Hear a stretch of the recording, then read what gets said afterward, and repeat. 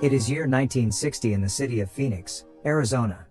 Our protagonist, Marion, is in a hotel room with her lover, Sam, who is making his regular visit to Phoenix to spend time with Marion.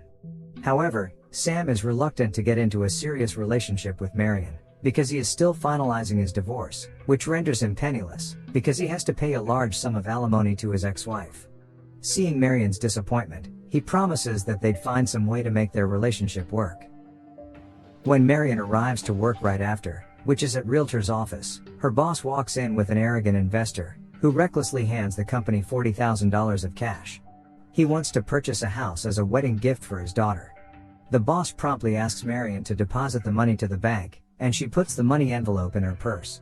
Marion then asks her boss if she can take the rest of the afternoon off, and that she was not feeling well. Her boss grants her request, and she'll go put the money on the bank before going home, and this is where the story gets interesting. Instead of going to the bank, Marion goes home to pack her things, before she ultimately decides to steal the money, and driving away from the city. Well, you heard that right, Marion is running away with the cash, and plans to use it to build a life with her lover Sam. Headed for the town where Sam lives, Marion drives out of the city as fast as she could, and keeps on driving through the night. At some point, she pulls over out of exhaustion, and falls asleep by the side of the road. She is woken up by an officer standing outside her window. Of course, Marion, who is carrying around the $40,000 she stole from her company, is acting palpably nervous. Have I broken any laws? No, ma'am. Then I'm free to go. This seems to raise the officer's suspicion, but the officer lets her go. The officer ends up following her into town.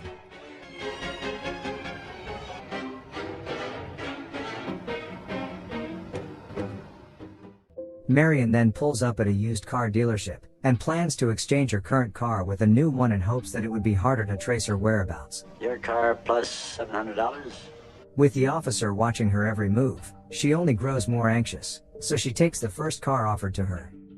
Not long after, the officer drives into the car dealership as Marion settles her deal with the salesman, and she drives off before the officer gets to question her anything.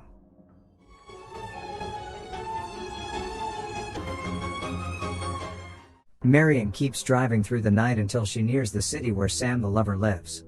A rainstorm forces her to pull up at the nearest motel called Bates Motel, where she would stay for the night. Nobody seems to be guarding the motel, but she sees a silhouette of a person inside a house across the lot. She honks her car, until a young man exits the house and walks up to her. Gee, I'm sorry I didn't hear you in all this rain. He welcomes her into the lobby, and Marion learns that she is the motel's only guest for the night. The young man then gives her a small tour of the motel room, and introduces himself as Norman Bates. Not only that, he even extends his hospitality by asking her to join him for dinner tonight. He then leaves her to get settled, and says he'll return once dinner is ready. Now that Marion is alone, she decides to hide the money between the pages of a newspaper, and tucks it on the nightstand. Right when she overhears a voice yelling in the distance, Marion learns that Norman's mother forbids Norman from bringing strange young girls into the house. It's raining out. It's because they disgust me. You understand, boy? When Norman heads back into the motel, they end up having dinner in the parlor next to the lobby. Norman tells Marion that he's passionate about taxidermy, and that his mother is his best friend, despite the fact that his mother is mentally ill and that she yells at him a lot. Hearing this, Marion casually suggests that he put her in a mental hospital, but Norman's demeanor suddenly changes. A madhouse? We all go a little mad sometimes. Haven't you? Possibly feeling weirded out, Marion excuses herself and returns to her room. Now that Norman is alone, we are now assured that he is a little creep because apparently, he has installed a peephole in the wall that allows him to see straight into Marion's room.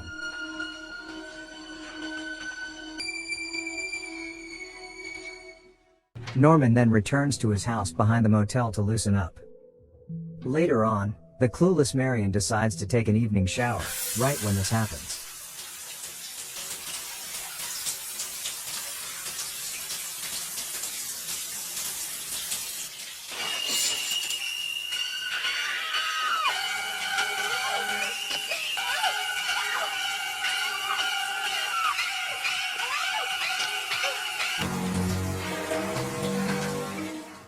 The psycho goes stabby stabby, before leaving her to bleed to death. We can hear Norman screaming in shock and fear from the house across the lot. Mother! Oh, God! Mother! Blood! Norman rushes into the motel, and is mortified to find Marion lying dead. However, instead of reporting this to the police, he decides to clean up the crime scene. Not only that, he throws Marion's dead body inside the trunk of her car along with her suitcase. He also throws her folded up newspaper that unbeknownst to him contains a lot of money. Norman then takes the car to a swamp nearby, and sinks it.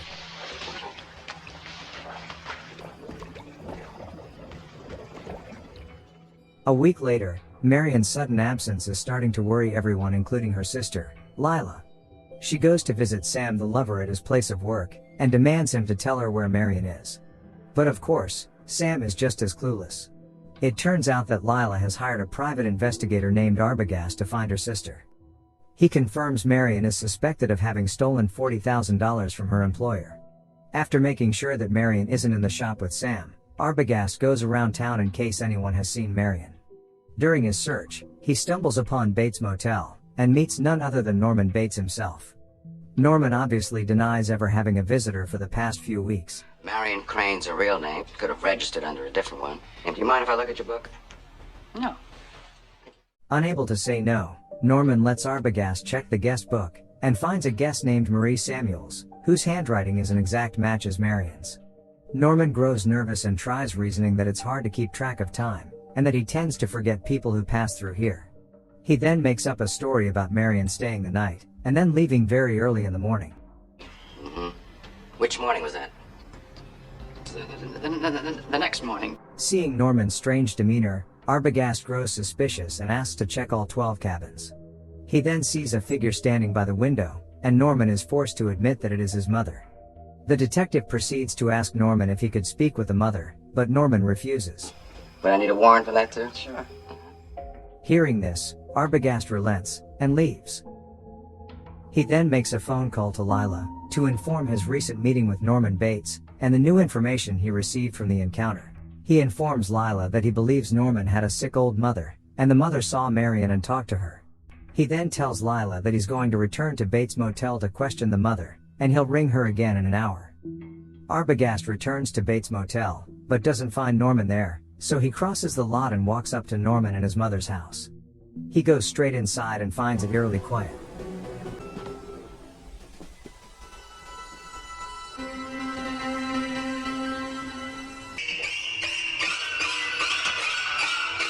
Arbogast falls off the stairs and gets stabbed to death. Back in town, Lila and Sam are getting impatient waiting for Arbogast to call them again. Sam tells her to stay put while he goes to Bates Motel himself to check things out. Not long after, he returns only to inform Lila that he couldn't find Arbogast nor Bates, only that he saw a sick old lady by the window. He assumes that Arbogast must have left in a hurry, and is probably on his way to check out a new clue in his investigation. Lila finds this hard to believe, so the two decide to go see the town sheriff to ask for help. However, the sheriff merely dismisses their worries, and decides to call Norman to assure them that everything is alright. After the phone call, the sheriff informs them that according to Norman, Arbogast left right after getting a clue about Marion's whereabouts and never returned.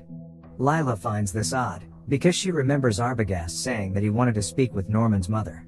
Hearing this, the tired sheriff finally tells them that Norman Bates' mother is dead, and buried for the past 10 years. Mrs. Bates killed her lover after finding that her lover was married before committing suicide, and Norman found them dead together in bed.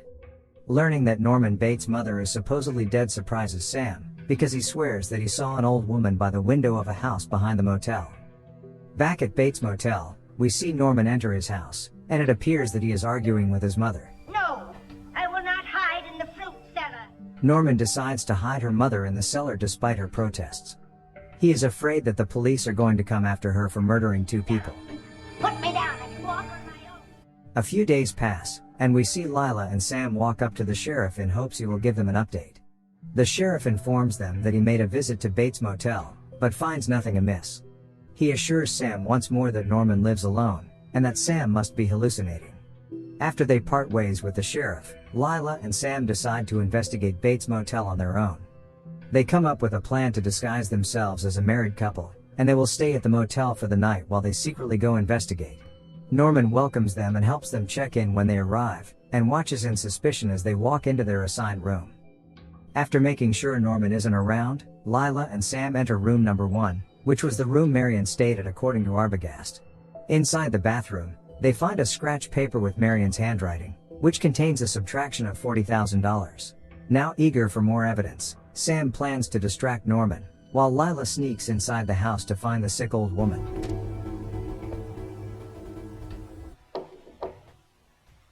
Mrs. Bates?